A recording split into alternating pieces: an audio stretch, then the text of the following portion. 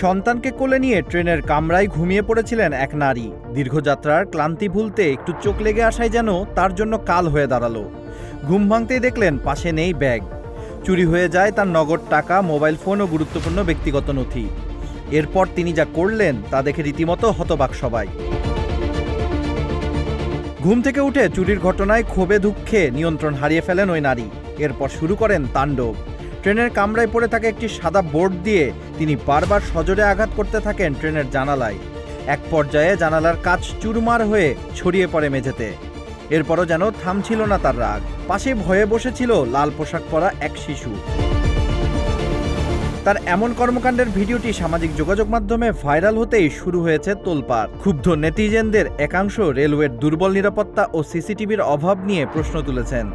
আবার অন্য অংশ রাষ্ট্রীয় সম্পত্তি ভাঙচুরের সমালোচনা করেছেন। এছাড়া শিশুকে পাশে রেখে এমন কর্মকাণ্ডেরও সমালোচনা করেছেন অনেকে। সম্প্রতি ভারত ইন্দোর দিল্লি রুটের একটি ট্রেনে ঘটেছে এমন ঘটনা। ঘটনাটি ট্রেনের নিরাপত্তার অভাব তুলে ধরেছে। আবার একই সাথে শিশুর সামনে ট্রেনের কাচ ভেঙে ফেলা নিয়েও উঠেছে নানা প্রশ্ন। জিনিসপত্র চুরি হয়ে যাওয়ার কষ্ট যত বড়ই হোক, নিজের রাগ দেখাতে এভাবে রাষ্ট্রীয় সম্পত্তি নষ্ট করা কি ঠিক?